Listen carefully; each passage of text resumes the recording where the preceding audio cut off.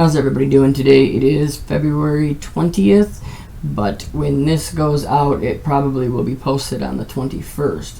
But most of this is all going to be from the 20th.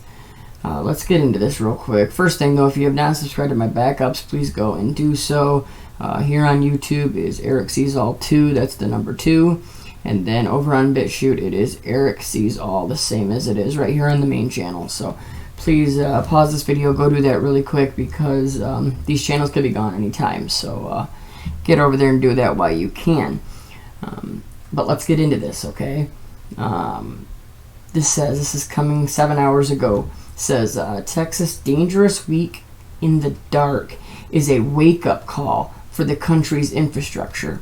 Okay, we've been talking about this for a long time, that they have been showing us in various different ways how we could be having a massive power outage, right? Like the whole United States goes out, or even bigger. And we've all been talking about that for a long time, that that's definitely a possibility, because that would be one way they could control us even more, would to be not only just wipe out the internet, but just, shut off the power completely.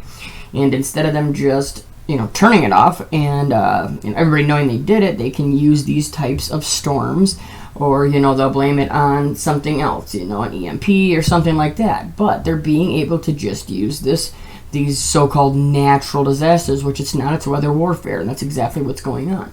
But do you all remember, Sleepy Joe getting up there talking about the dark winter? I did a couple videos on it, we're headed into a hard, dark winter. If it was approved by the government, what steps would you take to give Americans confidence it were approved? Make sure it's totally transparent. Have the scientists of the world see it, know it, look at it, go through all the processes. And by the way, this is the same fellow who told you this is going to end by Easter last time. This is the same fellow who told you that, don't worry, we're going to end this by the summer. We're about to go into a dark winter, a dark winter. We're about to go into a dark winter, a dark winter. We're about to go into a dark winter, a dark winter. And when you hear him say stuff just like you just heard right there, they're always telling us ahead of time. They always are trying to gloat and put it right in your face and just pretty much laugh behind your back that they're getting away with it. But let's read this. It says, when winter storms bring extreme cold, snow and ice as far south as Texas and Louisiana, power outages from downed lines are expected. It says, what is not expected is a grid meltdown. It says, on the scale of what occurred in Texas this week, which wiped out power across much of the state and left millions to fend for themselves in some of the coldest temperatures this part of the country has ever seen. It says, while Texas has borne the brunt of the damage and suffering from the storm, experts say the other states and grid operators should take notice. Now, did you hear that? Here we go, right? The experts again, right? This is what we've been being told over and over again. Don't question the experts. Just like the Forbes article telling you not to think, not to figure things out on your own, that it's not only dangerous, it's deadly if you just do not listen to the experts and what they say. That's it. Don't think on your own. Listen to us. It says, experts say other states and grid operators should take notice. Now, to me, that is them telling us again, right there, putting it in plain sight, saying, oh, look, we told everybody to take notice. Says exactly what role, here we go with this, right, the sea change, played in bringing frigid Arctic air to the country's midsection is a matter of scientific debate. No, it's not. It's a debate of if you have not looked into the information or not, because weather warfare is the answer. Says, however, scientists are confident that this is likely to bring new threats of critical infrastructure, from more intense and frequent heat waves to more damaging storms to places that have rarely experienced them.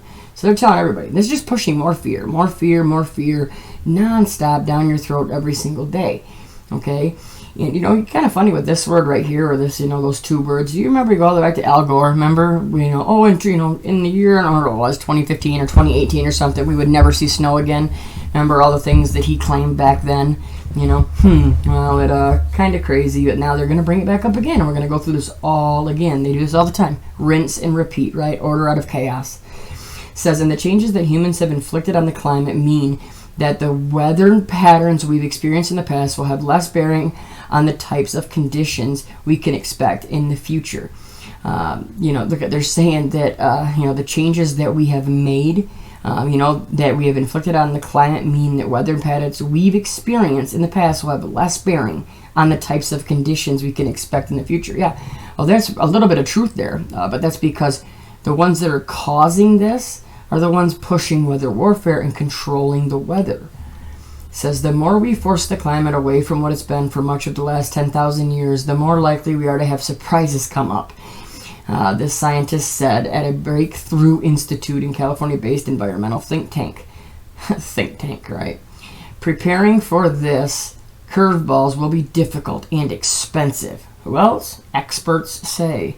But there are key lessons we must learn from the Texas so that we are better prepared for the next disaster. Is the deep freeze connected to this?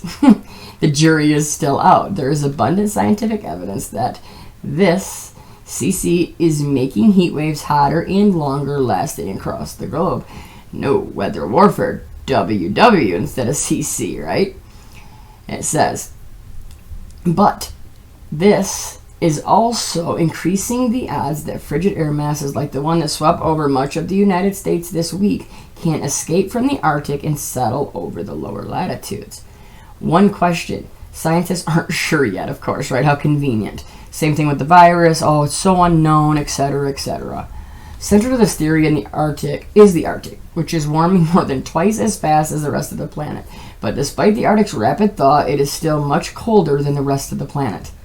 Circling the region is a jet stream, that they continue to manipulate, okay? A band of winds that blow west to east and provide a barrier of sorts between cold Arctic air and the warmer mid-latitudes. The jet stream, however, doesn't just blow around the top of the planet in a perfect circle. It curves up and down for various reasons, allowing cold air to occasionally dip south. That appears to be what happened this week, albeit a very extreme version, right? Remember, extreme weather? Geostorm movie that I talked to you about, put the link in there. Go check that out. They showed us exactly what I believe they're planning in that movie, okay, when it comes to the weather. Oh, it says here, let's keep going. It says, some studies in the recent years have suggested that Arctic warming could be connected to a wavier jet stream, which might allow these episodes where cold air plunges south to occur more frequently. Actually, if you look into it, you can see how they use these ionospheric heaters, which will heat up the atmosphere when they want it to, cool it down when they want it to, and be able to push these jet streams. And not only do that, they could actually, push these polar vortexes into areas where, they want them to be. It's look at this, preparing for uncharted territory. There is, however, abundant evidence that CC is increasing the threats of a variety of extreme events, which will cause critical stress on critical systems in ways we have not been tested before. This is all in that movie. Everything, literally how they say it right here: flooding, heat, wildfires, and drought are all just some of the extreme weather events. That is exactly what they say. In the year 2019, the extreme weather, with floods, wildfire, they go right through it. Exactly the same thing. All right? And all this is doing, it's the same thing. It's another way that they're able to cripple the certain areas and types of people that they want to do this, okay? Check this out. This just shows it more and more. Look at this. Texas winter storm could make life worse for the Black and Latino families hit hard by power outages. Really? Okay, so, the virus is the same thing, right? Black and Latinos are the ones that are hit hardest, right?